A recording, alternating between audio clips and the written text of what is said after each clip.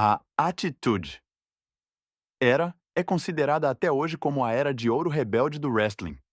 Nomes como Stone Cold Steve Austin ou The Rock se gravaram indelevelmente na história. Mas enquanto os holofotes brilhantes estavam voltados para esses ícones, outros desapareceram nas sombras. Homens e mulheres que também subiram ao ringue deram tudo de si e, no entanto, foram atropelados pela onda da fama. Hoje, voltamos no tempo e lembramos daqueles rostos que ajudaram a moldar essa era, mas que acabaram afundando nela.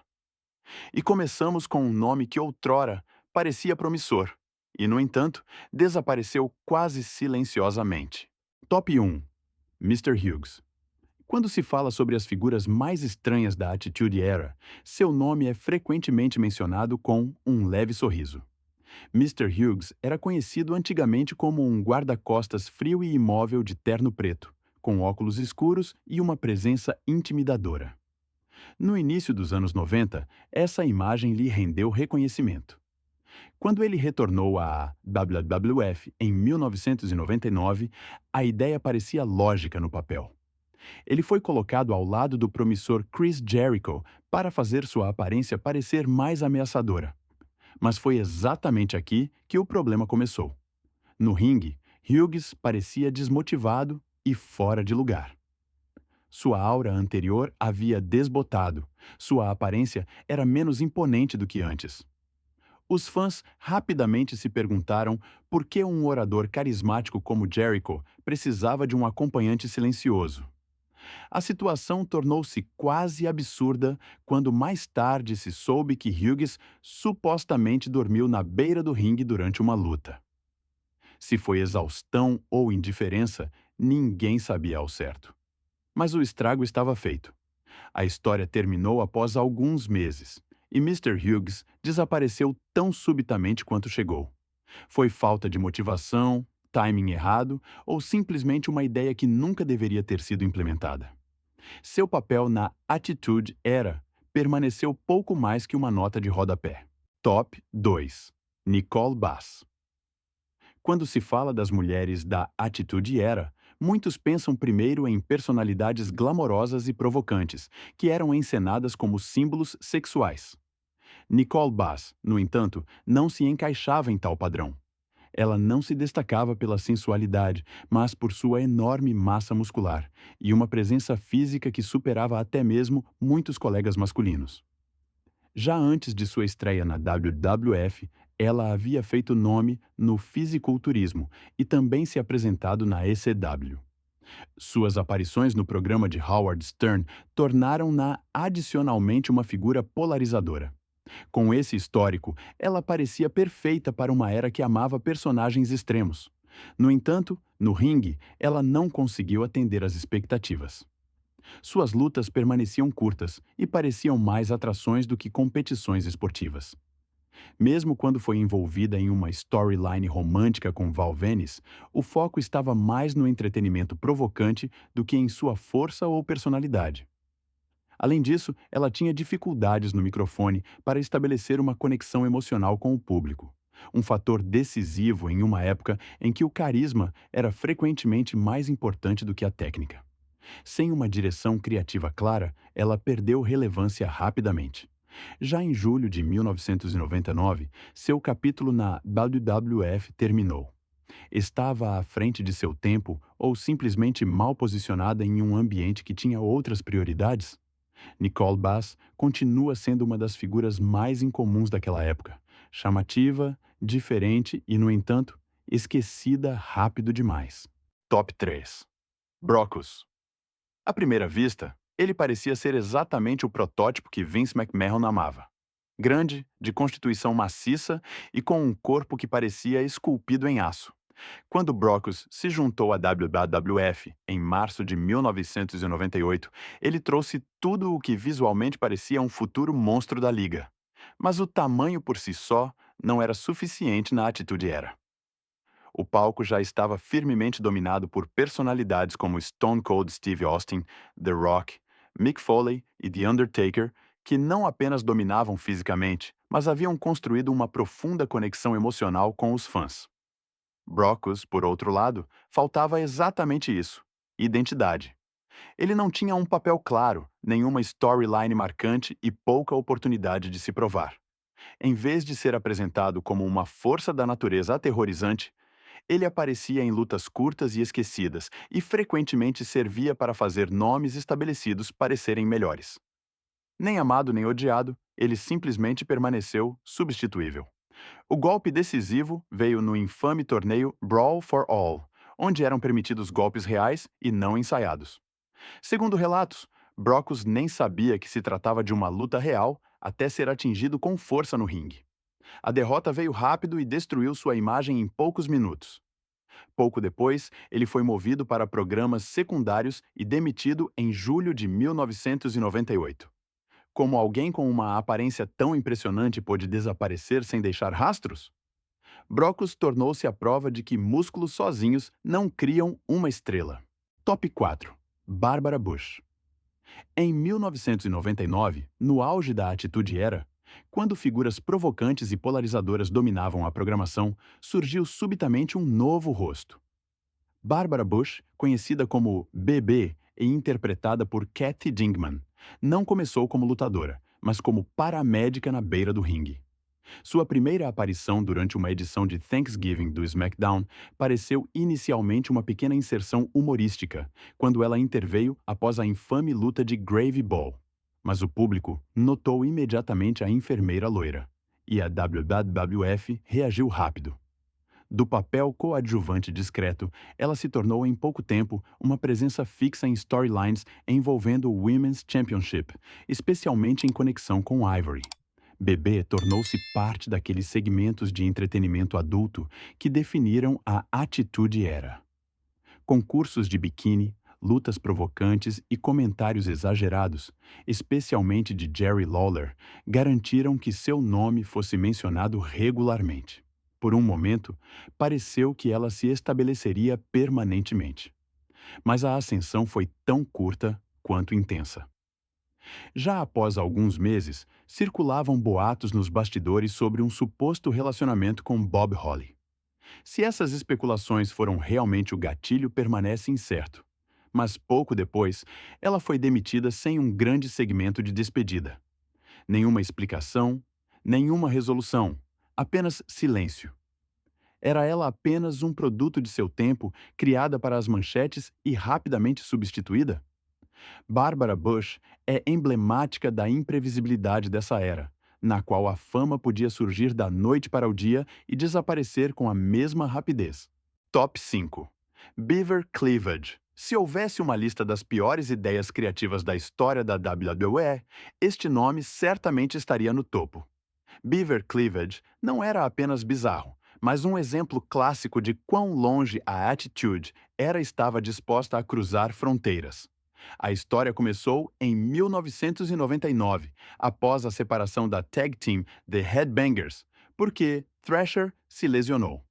Para manter Mosh na televisão, a WWF decidiu por uma reorientação radical de seu personagem.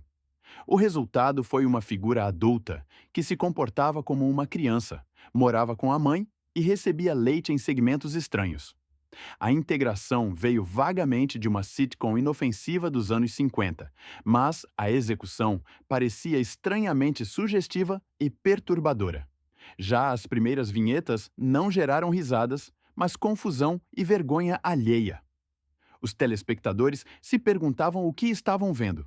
Em vez de atenção, o gimmick gerou rejeição. As reações foram tão negativas que a WWF puxou o freio após algumas semanas. Mosh rompeu com o personagem no ar e voltou a lutar sob o nome de Chess. Mas mesmo a nova abordagem, incluindo uma storyline controversa sobre suposta violência em um relacionamento, apenas piorou a situação. Finalmente, Thrasher retornou, e o capítulo Beaver Cleavage foi encerrado silenciosamente. Como uma ideia que talvez devesse parecer provocante pôde falhar tão completamente? Este gimmick continua sendo um lembrete de que, mesmo em uma época sem fronteiras, nem tudo pode funcionar. Top 6. Giant Silva. Desde sempre, os gigantes exercem um fascínio especial na WWE. De André the Giant a Big Show, atletas maiores que a vida sempre representaram poder, espetáculo e reverência. Giant Silva também parecia se encaixar perfeitamente nesse padrão. O brasileiro era anteriormente jogador de basquete profissional e media mais de 2,20 metros. Sua enorme estatura fazia dele uma figura imponente, que atraía a atenção apenas por sua presença. A WWF o contratou com a esperança de moldar um novo gigante para a Attitude Era. No entanto, no ringue ficou rapidamente demonstrado que o tamanho por si só não era suficiente. Silva carecia de fundamentos técnicos e da mobilidade necessária para realizar lutas convincentes. Em vez de ser encenado como um monstro dominante, ele tornou-se parte dos Oddities, um grupo excêntrico com visual bizarro e energia carnavalesca.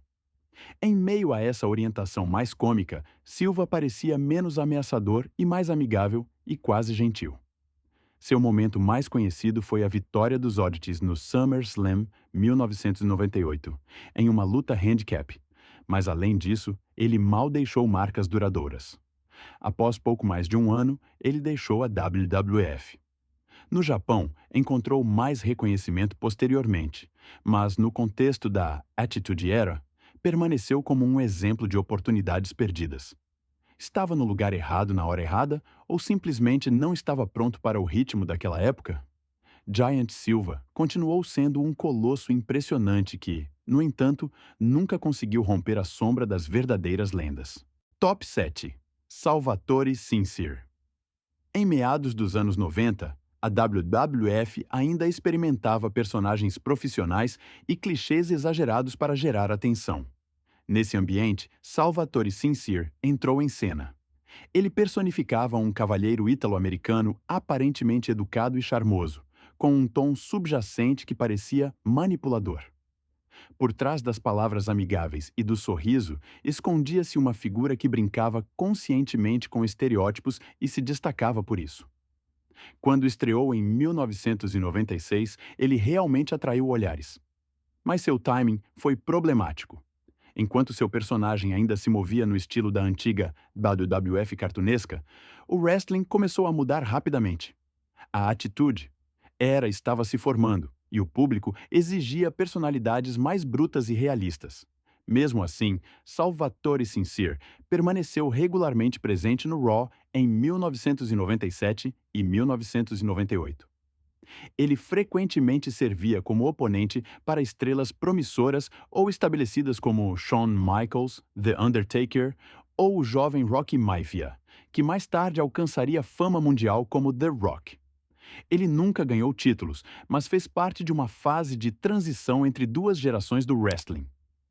No entanto, quando a Attitude Era explodiu completamente, sua figura pareceu subitamente um relicário de outro tempo. O público queria rebelião e autenticidade, não alusões teatrais a mafiosos. Em 17 de março de 1998, ele realizou sua última luta na WWF contra Jeff Jarrett, antes de desaparecer silenciosamente.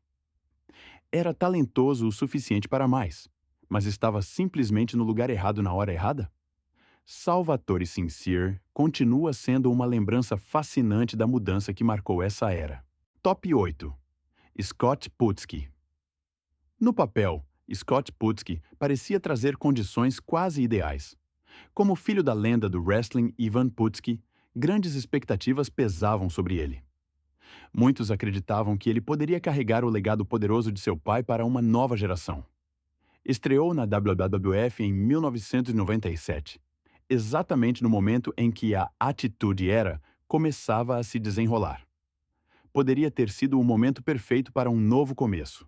No entanto, em vez disso, uma decisão criativa atingiu sua carreira em cheio. Embora Putski pesasse cerca de 260 libras, ele foi surpreendentemente utilizado na divisão Light Heavyweight, uma categoria de peso que era, na verdade, destinada a high flyers menores e tecnicamente habilidosos. Para o público, essa classificação parecia inacreditável. Como um atleta de sua estatura poderia se encaixar em uma categoria que vivia de agilidade e leveza nos pés? A WWF tentou, mesmo assim, empurrá-lo para esse papel, inclusive através de lutas contra Brian Christopher. Tecnicamente, os encontros funcionavam, mas os espectadores não conseguiam estabelecer uma conexão real. Enquanto, ao mesmo tempo, megastars como Stone Cold Steve Austin e The Rock dominavam os acontecimentos, Putski sumia em segundo plano. Em vez de colocar sua força óbvia no centro das atenções, a gerência se apegou a um conceito que nunca convenceu. Em setembro de 1997, ele já deixava a WWF novamente. Uma breve passagem pela WCW também não trouxe um avanço sustentável. Poderia ter tido mais sucesso com um posicionamento mais claro? Scott Putski continua sendo um exemplo de como um booking errado pode arruinar até as grandes oportunidades. Top 9: Just Joe. Se houvesse um prêmio para a figura mais discreta da Attitude Era, seu nome surgiria rapidamente. Não porque ele falhasse no ringue, mas porque simplesmente lhe faltava uma identidade marcante. Just Joe era exatamente o que seu nome prometia. Apenas Joe. Em uma época em que cada figura era barulhenta, provocante ou pelo menos claramente definida, ele parecia um figurante pálido em segundo plano. Antes de sua passagem pela WWF, Joe E. Legend, como era conhecido anteriormente, havia acumulado experiência na cena independente canadense e até se apresentado junto com Edge e Christian. Mas foi apenas em 2000, no auge da Attitude Era, que ele recebeu sua chance na WWF. O que soava como um avanço revelou-se um beco sem saída. Seu papel consistia em espalhar boatos nos bastidores, alimentar tensões e sugerir conflitos sem nunca fazer parte deles de fato. Embora isso tenha gerado momentos menores e divertidos, nunca levou a uma storyline significativa. Enquanto personalidades como The Rock, Stone Cold, Kurt Angle ou Chris Jericho dominavam os shows, Just Joe permanecia substituível. Ele atuava principalmente em lutas de card inferior, sem desenvolvimento real ou perfil. Em março de 2001, ele foi demitido, quase sem ser notado. Foi o seu maior problema o fato de não polarizar o suficiente nem se destacar bastante? Em uma era cheia de extremos, a mediocridade foi possivelmente o maior obstáculo. Top 10: Águila. Entre os muitos nomes que surgiram apenas brevemente durante a Attitude Era, Águila está entre os tecnicamente mais talentosos e, ao mesmo tempo, os mais ignorados. O High Flyer vindo de Guadalajara trazia exatamente o que os fãs de hoje celebrariam: velocidade, técnica limpa e manobras aéreas espetaculares. Quando estreou em novembro de 1997, a AWF estava introduzindo a divisão Light Heavyweight para apresentar lutas dinâmicas e rápidas. Teoricamente, este era o palco perfeito para ele. No entanto, o público daquela época estava focado principalmente em pesos pesados como Stone Cold Steve Austin, The Rock ou The Undertaker. Lutadores menores e tecnicamente habilidosos tinham dificuldade em se impor contra essas figuras onipotentes. Embora a Águila possuísse todos os requisitos atléticos, a WWF não sabia como utilizá-lo de forma sustentável. Em vez de construí-lo como um desafiante sério, ele frequentemente permanecia como uma espécie de atração que mostrava ações espetaculares curtas antes que as grandes storylines voltassem a dominar. Ao longo de seu tempo, ele mudou de nome várias vezes, de Águila para Papi Chulo, e depois, Essa Rios. Mesmo quando venceu brevemente o Light Heavyweight Championship no ano 2000, esse sucesso foi ofuscado por outros eventos. Muitos se lembram hoje mais do fato de Lita o ter acompanhado ao ringue antes de ela mesma se tornar uma das mulheres mais marcantes da WWE. Em 2001, ele deixou a WWF e retornou ao México. Estava à frente de seu tempo? Talvez, 20 anos depois, ele tivesse se tornado uma parte fixa dos shows principais. Esses 10 nomes nos lembram de quão rápido a fama pode surgir e desaparecer com a mesma velocidade. A atitude. Era produziu lendas, mas nem todos que entraram no ringue puderam permanecer sob os holofotes. Se você gostou dessa retrospectiva, apoie o canal com um like e se inscreva para não perder mais histórias do mundo do wrestling.